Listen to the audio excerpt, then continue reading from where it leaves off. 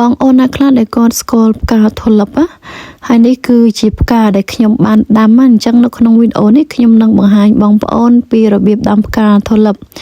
វិធីដាំគឺងាយស្រួលមែនទែនហើយគឺជាលើកទី1ដែរដែលខ្ញុំសាកដាំផ្កានេះឡើងបងឡើយខ្ញុំបានទៅផ្សារដើម្បីទិញ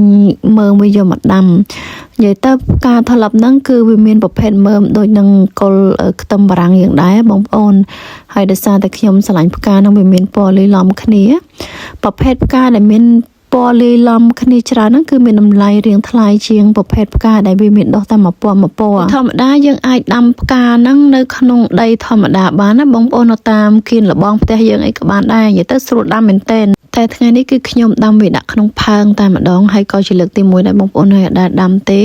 អត់ដឹងថាដាំទៅវារស់ឬក៏ងាប់ទេដំបូងឡើយគឺយើងទិញដីមកនិយាយទៅគឺយើងទិញច្រើនដែរបងប្អូនសម្បីតែដីនៅនេះក៏យើងត្រូវការទិញដែរយើងទិញដីហើយយើងកាប់ដីហ្នឹងដាក់នៅក្នុងផើងក្នុងមួយកញ្ចប់ហ្នឹងគឺមានផ្កាធុលបហ្នឹងចំនួន25មើមបងប្អូនឃើញគេដាក់អត់ហើយពីរបៀបដាំហ្នឹងក៏គេបានប្រាប់យើងនៅខាងក្រោមនេះដែរនៅខាងក្រោយគេថាផ្កាធុលបហ្នឹងគឺយើងដាំដូចជាចាប់ផ្ដើមពីខែ10ទៅបងប្អូនខែ9ខែ10រហូតអីអញ្ចឹងទៅហើយយើងកុំឲ្យដាំហួសខែហ្នឹងតែយើងដាំហួសខែអត់សូវតិចហ្នឹងគឺផ្កាក៏វារីកលូតលាស់ដែរ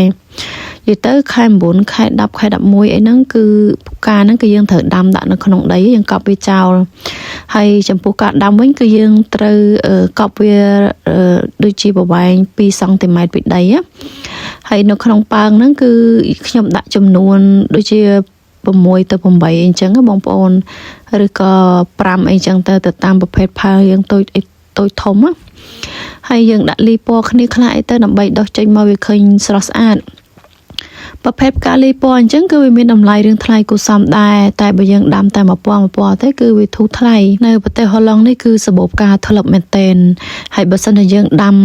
នៅខែ10ខែ11ហ្នឹងគឺវាចាប់ផ្ដើមលូតលាស់ហើយបងប្អូនជាទូទៅផ្កាវារីកប្រឡូកឡើងអីហ្នឹងដូចជានៅខែ2ខែ3អញ្ចឹងណាបើខែ4នេះគឺផ្ការីកព្រមគ្នាតែម្ដងមិនថានៅកន្លែងសួនគេដាំនៅខាងក្រៅឬក៏នៅកន្លែងសួនផ្កាកូកុនហុសគឺយើងអាចទៅមើលបានណាគឺភាគច្រើនផ្កាវារីកលូតលាស់បានស្អាតមែនទែនតែក៏អាស្រ័យទៅលើអាកាសធាតុដែរហើយបន្ទាប់ពីខ្ញុំដាំកប់វាចូលនៅក្នុងដីអញ្ចឹងហើយយើងដាក់ដីពីលើមកតង់ទៀតណាបងប្អូនយើងកប់វាអញ្ចឹងទៅហើយខ្ញុំក៏បាញ់ទឹកយើងទុកវាចោលរយៈពេលប្រហែលខែនឹងឯងដោយសារតែខ្ញុំរវល់ពេលអត់មានពេលបានថតវីដេអូនៅពេលដែលវាចេញប្រឡូកទេអញ្ចឹងទៅគឺខ្ញុំទុកវាចោលអញ្ចឹងឯងគ្រាន់តែស្រោចទឹកវាខ្លះៗអញ្ចឹងទៅហើយអាកាសធាតុក៏ល្អដែរនៅប្រទេសនេះគឺត្រឹមតែ12 13អង្សាអញ្ចឹងទៅគឺត្រជាក់ល្មមជួនកាលត្រជាក់ជាងហ្នឹងជួនកាលវារៀងក្តៅជាងហ្នឹងឯងទៅតាមស្ថានភាពអីអញ្ចឹងណាហើយនេះបងប្អូនដូចជាខែ4ណាបងប្អូនកលេចមកមើលផ្កាខ្ញុំខែ4គឺខ្ញុំចេញមកឃើញផ្កាដុះប្រឡូកស្អាតណាបងប្អូនហើយលើកទី1ណាដែលដាំផ្កានេះដាំដាក់ផើងក៏បានយើងចង់ដាំនៅលើដីក៏បានប៉ុន្តែសំខាន់យើងត្រូវដាក់វាឲ្យមានជីវជាតិដីល្អ